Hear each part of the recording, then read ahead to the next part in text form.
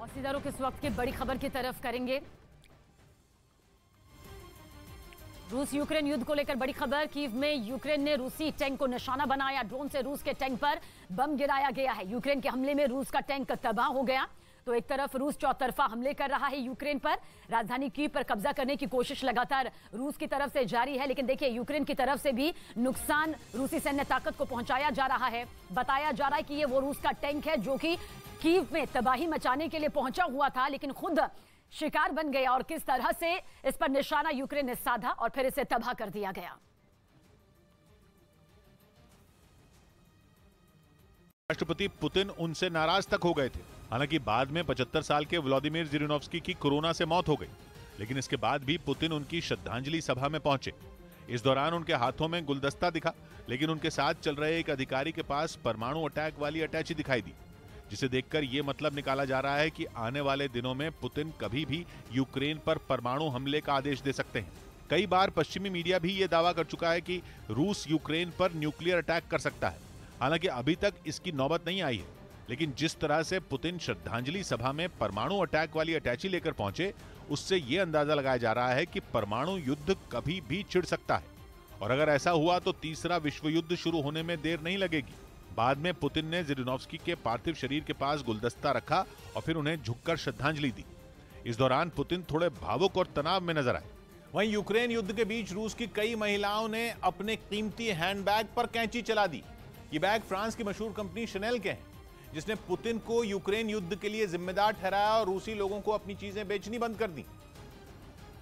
और अब इसी के बाद रूस में इस फैशन कंपनी से बदला लेना शुरू कर दिया गया। इसका जिम्मा संभाला रूस के कलाकारों और दूसरी हस्तियों ने। इन्होंने फ्रांस की कंपनी शनेल के कई हैंडबैग पर अपना गुस्सा उतारा। इसका एक वीडियो भी सामने आया, जिसमें एक रूसी मॉडल अपना खूबसूरत हैंडबैग दिखाती नजर आई। इसके बाद उसने एक बड़ी कैंची उठाई और उससे बैग के 2 टुकड़े कर दिए। इसी तरह एक और वीडियो में एक महिला अपने हाथों में कैंची और इस फैशन कंपनी का हैंडबैग पकड़े दिखी। इसके बाद उन्होंने भी कैंची से बैग के टुकड़े टुकड़े कर दिए। बताया गया कि इन बैग की कीमत लाखों में है, लेकिन महंगे बैग पर कैंची फिराते वक्त इन महिलाओं के हाथ जरा भी नहीं कांपे। दावा है कि ऐसा कर इन सभी ने ये दिखाने की कोशिश की कि वो यूक्रेन मामले में पुतिन के साथ है। यूक्रेन के लुहांस्क में भीषण जंग जारी है। रूसी सेना के समर्थन से विद्रोही लुहांस्क के कई इलाकों पर धीरे धीरे कब्जा करने का दावा कर रहे हैं। इस बीच रूस की सेना ने वहां मौजूद यूक्रेन के एक सैन्य ठिकाने को निशाना बनाकर उस पर ताबड़तोड़ मिसाइल हमले किए। रूस ने इन हमलों से जुड़ा एक वीडियो भी जारी किया, जिसमें दिखा कि यूक्रेन के सैनिकों को टारगेट कर रूसी सेना ने एक के बाद एक कई मिसाइलें दागी। यही नहीं, इस वीडियो रूस यूक्रेन युद्ध से जुड़ी हुई इस वक्त की बड़ी खबर आप तक पहुंचाने जा रहे हैं। डॉनबास में यूक्रेन का रूस पर पलटवार सामने आया। रूस की बख्तरबंद गाड़ी को निशाना बनाते हुए यूक्रेनी सेना ने तबाह कर दिया। दरअसल बख्तरबंद गाड़ी को बम से उड़ाया गया। रूसी बख्तरबंद गाड़ी जो कि यूक्रेन में तबाही मचाने के लिए आगे बढ़ रही थी। डोनबास की यह तस्वीर, जहां पर यूक्रेन का रूस पर यह पलटवार आप इस वीडियो के जरिए देख सकते हैं, किस तरह से रूसी बख्तरबंद गाड़ी को सबसे पहले यूक्रेनी सेना ने निशाना बनाया, फिर तबाह कर दिया।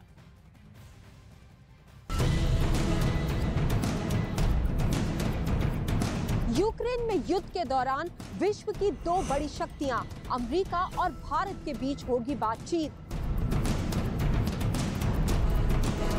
वॉशिंगटन डीसी में विदेश मंत्रियों और रक्षा मंत्रियों के बीच में वार्ता। वहीं दूसरी तरफ जो बाइडेन और प्रधानमंत्री नरेंद्र मोदी के बीच में एक वर्चुअल बातचीत। सबसे बड़ी बैठक, सबसे बड़ी कवरेज न्यूज़ 18 इंडिया पर मेरे यानी कि महासिद्धि के साथ।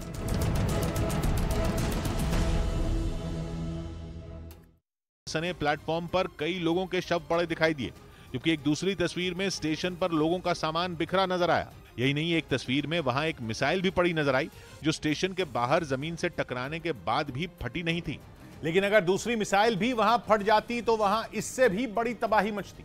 रेलवे स्टेशन पर हुए इस हमले का आरोप यूक्रेन ने रूस की सेना पर लगाया और आरोपों को सच साबित करने के लिए यूक्रेन ने सबूत के तौर पर एक वीडियो भी जारी किया। वीडियो में 2 मिसाइल आसमान में बड़ी तेजी से अपने टारगेट की तरफ बढ़ती दिखाई दी। यूक्रेन की तरफ से दावा किया गया कि क्रमातोर्स्क शहर के रेलवे स्टेशन को तोचका यू मिसाइल से निशाना बनाया गया और ये दोनों मिसाइलें डोनेस्क के एक इलाके से दागी गई थी। क्रामातोरेस्क पर हुए भीषण हमले के बाद यूक्रेन और रूस के बीच वार पलटवार शुरू हो गया है। इस हमले के लिए यूक्रेन रूस को जिम्मेदार ठहरा रहा है और रूस इसे जेलेंस्की की साजिश करार दे रहा है।